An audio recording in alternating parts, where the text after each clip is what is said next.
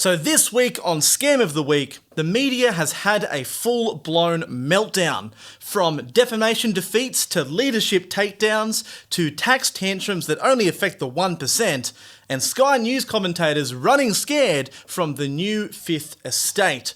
Social media influencers. It's been a chaotic week in Australian politics and I'm here to guide you through it. My name is Josh, I'm filling in for Michael this week, and welcome to Scam of the Week.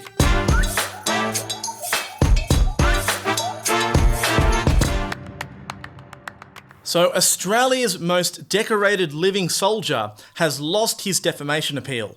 The federal court upheld the landmark 2023 ruling that found, on the balance of probabilities, Ben Robert Smith was involved in the unlawful killing of 4 unarmed civilians in Afghanistan. This was a case that he brought, accusing 9 Fairfax of defamation, but it backfired in historic fashion.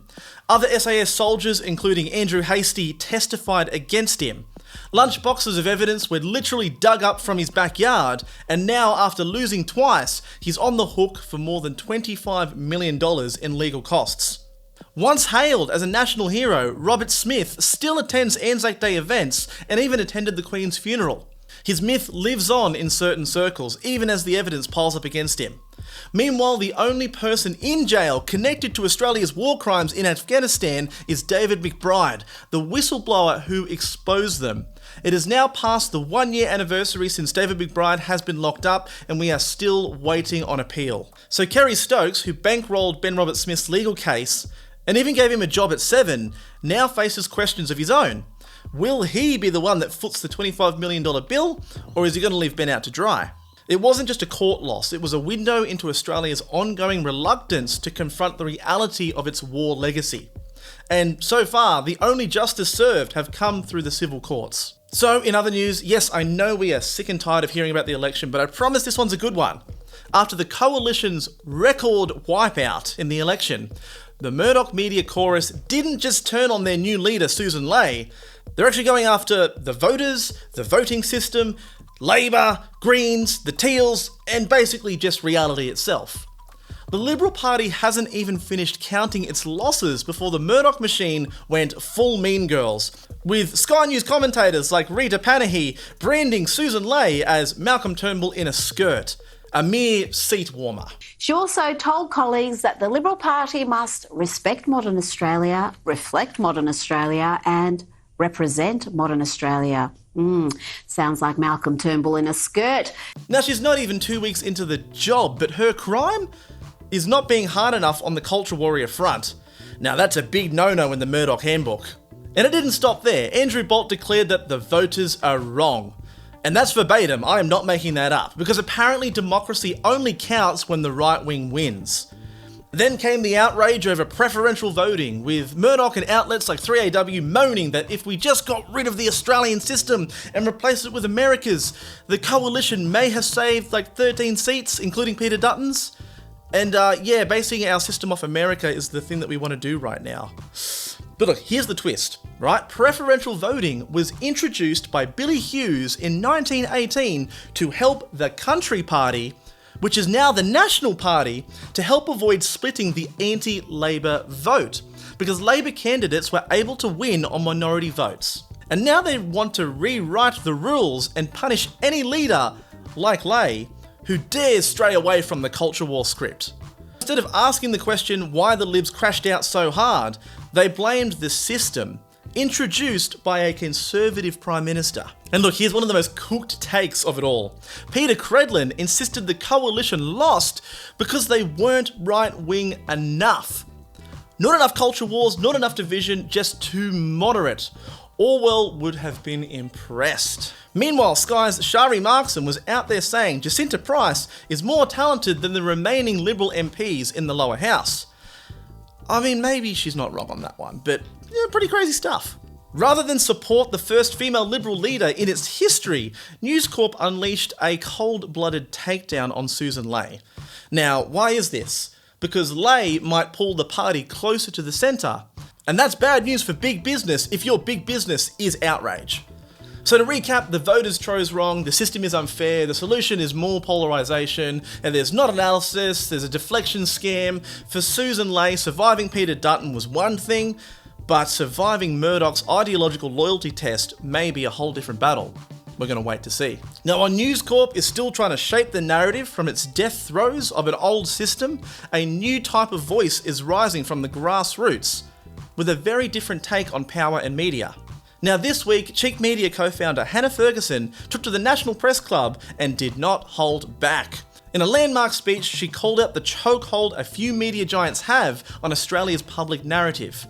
And, well, Sky News did not take that well. Chris Kenny labelled her as a far-left activist and slammed the ABC for airing her remarks, providing once again that the loudest defenders of free speech are often its opponents when challenged. Now, we all saw the pre-election smear campaign riling up against independent commentators. Hit pieces on people like Hannah and Abby Chatfield. Funny how they're mostly mainly women, but that's a different point. They all came out with their pitchforks as the media tried to downplay their influence. Now, the truth is, since the democratisation of the internet, the influence of the Fourth Estate is diminishing. Except it doesn't really have to be this way, right? We still need hardworking journalists on the ground to hold power to account, to question authority and to bring light to the dark sides of our democracy. Australia is one of the most concentrated media markets in the world. Just 4 companies control 84% of newspaper readership, with News Corp alone owning nearly 60%. Jumping back to Hannah, what made Hannah's speech resonate was her clarity about the roles in this landscape. I am not a journalist and I have never claimed to be. I never will. Research tells us that more than half of Australians get their news on social media, but I don't ever want to be seen as a source of breaking headlines. My intention is to provide opinions, distribute ideas, and ask people to navigate their own moral compass in relation to mine. I don't seek agreement. I want to develop media literacy and encourage people to expand their news diet. The difference between the Murdoch media and many new commentators is that we speak across to people, not down to them. For many of us, we are here to help people navigate uncomfortable conversations and point out the realities that many of the dinosaurs of legacy media are actively trying to conceal. The Fourth Estate has failed us because it is currently wedded to the coalition. Our democracy requires a range of diverse voices to help repair what we've lost. Trust is built through transparency, not ownership. And if Sky's After Dark reaction is anything to go by, they're running scared of the new media. Now, we were really pleased to be named among some of the best independent media in the country by Hannah on her speech, and hopefully the path forward can see real journalists and commentators working in tandem to bring a new age of truth and transparency to the media landscape. And speaking of media narratives, the coverage of Labor's modest super changes has been less factual reporting and more full-blown meltdown. Now, if you listen to News Corp or the Finance Bros, they are in full panic mode. According to them, Labor's tweak to superannuation is the start of a full-blown socialist communist revolution. Jim Chalmers announced changes to the concessional tax rates on super balances over $3 million, a move that affects, just wait for it, 0.5% of Australians. That's right, half of the top 1% of income earners in this country. Now, judging by the headlines, you'd assume that the government was going to take your grandma's house or something. The Australian Financial Review declared it a super tax grab that should worry every single Australian, while News.com ran stories about panic selling and doomsday prepping from the country club class. It's giving very big 2019 energy, right? Remember the fake death tax scare campaign, only now it just has less nuance. Even Sky News is saying that it will hit Gen Z worse than anyone else. I don't know about you, but I don't know anyone in Gen Z with more than $3 million in their superannuation account. So what's the scam here, right? Framing a targeted, sensible reform as a threat to ordinary Australians, when in reality it just reins in generous tax breaks for multimillionaires. The vast majority of workers in this country, the actual retirees scraping on by modest savings, are unaffected. It's more posturing from the billionaire class trying to save their assets. But scare campaigns are cheaper than policy debates, especially when you've got media giants who act like cutting a billionaire tax perk is an act of war. I guess we'll see if the Australian public falls for it. Now, before we wrap up today, we do have some honourable mentions. So, Jacinta Price's post-election party switch looked less like a rebuilding and more like a factional power grab. And when push came to shove, she didn't even run for the deputy spot. Voters in the Northern Territory backed a country Liberal senator, and they got a Liberal leadership hopeful instead. So Tim Wilson declared victory well before the votes were counted, only for the margin to tighten to just 200 votes, nearly making him eat his word. There's something in here about counting chickens before they hatch, but I'm sure it will come to me. PointsBet, which is an online gambling site, copped a $500,000 fine for spamming thousands of Australians with gambling ads, including people who have self-excluded. Now, that kind of fine is a slap on the wrist for a $360 million company, and yet another reminder that in the betting world, rules are kind of more like suggestions. And finally, Jason Gilham is crowdfunding a legal fight after the Melbourne Symphony Orchestra dropped him for speaking out about the killing of Palestinian journalists. He raises urgent questions about artistic freedom and political pressure in Australia's cultural institutions. So this week's Scam of the Week has to go to the mainstream media's collective breakdown over the last 2 weeks post-election. Instead of asking why voters rejected their favourites, they blamed the system, the candidates, influencers, and even democracy itself. It wasn't journalism, it was damage control.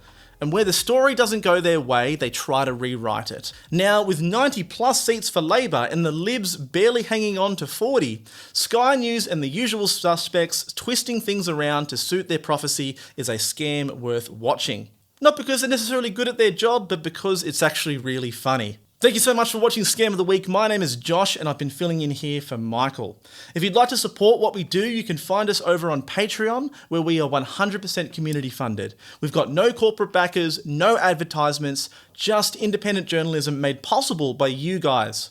Thank you so much for watching.